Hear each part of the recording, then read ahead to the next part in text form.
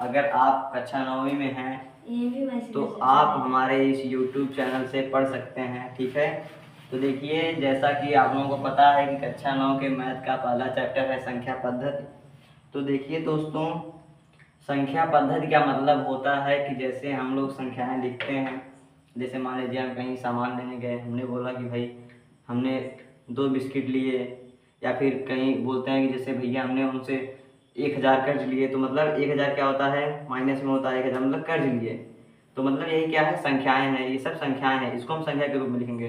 जैसे बोल दिए कि हमने उनको 100 रुपये दिए, 100 रुपये, तो मतलब ये सब संख्याएं हैं। और इन्हीं संख्याओं को लिखने, बोलने और पढ़ने आदि को क्या कहते हैं, संख्या पद्धति। तो देखिए संख्या पद्धति में हमारे कक्षा 9 में सबसे पहला बिंदु है, पहला पॉइंट क्या है, धन पूर्णांक। धन पूर्णांक का मतलब जैसे मान लीजिए 1, 2, 4, 1000, ये सब क्या है, धन पूर्णांक। धन पूर्णांकों का मतलब होता है कि जो संख्याएं किसमें हो, धन में। पूर्णांक तो आप लोग जानते हैं कि जो दशमलव में ना हो, करड़ी में ना हो और जो बटे में ना हो। मतलब पूर्णांक का मतलब वो संख्या पूर्ण हो, उसमें कुछ भाग ना हो या वो थोड़ा कटा पिटा ना हो, मतलब वो संख्या एकदम पूरी तरह से शुद्ध होनी चाहिए। अब पूरी तरह से शुद्ध संख्याएं देखिए दोस्तों, जैसे हमारा शून्य है, शुद्ध है ना, ये बटे में नहीं है, न करड़ी में है, न दशमलव में है। शून्य के बाद 2 है, -5 है, ये सब संख्याएं शुद्ध हैं। लेकिन अब पूर्णांकों में भी देखिए 3 प्रकार के होते हैं। पहला होता है धन पूर्णांक, इसमें अनंत संख्याएं आती हैं। दूसरा होता है ऋण पूर्णांक, इसमें भी अनंत संख्याएं आती हैं। लेकिन दोस्तों एक होता है शून्य पूर्णांक, शून्य पूर्णांक में केवल शून्य ही होता है। तो देखिए यहाँ पर आप लोग समझ सकते हैं कि जो हमारा शून्य है ये शून्य पूर्णांक होगा, 2 हमारा होगा धन पूर्णांक और -5 क्या होगा, ऋण पूर्णांक। तो जैसा कि आप लोग धन, ऋण और शून्य पूर्णांकों के बारे में जान चुके हैं।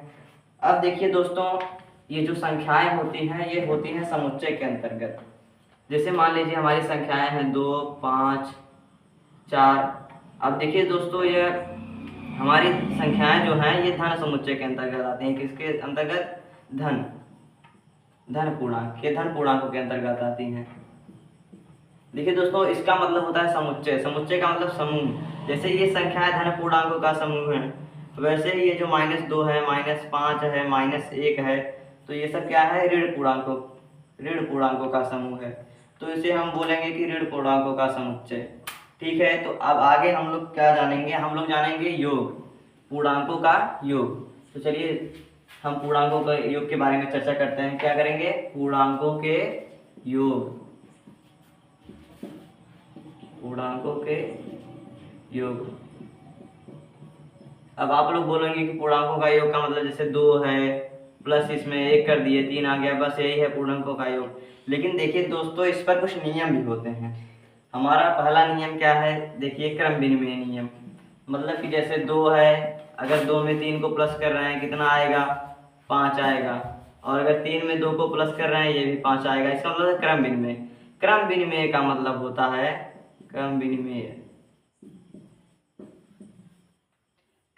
का मतलब होता है, मतलब क्रम को हम आगे पीछे कर दे, उल्टा पुल्टा कर दे। जैसे देखिए यहाँ 3 था, इसको यहाँ ला दिए, इस 2 को यहाँ ला दिए, यही है क्या, क्रम विनिमय। ठीक है, ऐसे ऐसे कई नियम हैं धन पूर्णांकों के। तो चलिए अगले वीडियो में हम आपको बताएंगे उनके नियम बारे में। दीदी मुझकी हालत खराब हो गई, इतना दीदी हालत खराब हो गई वैसे।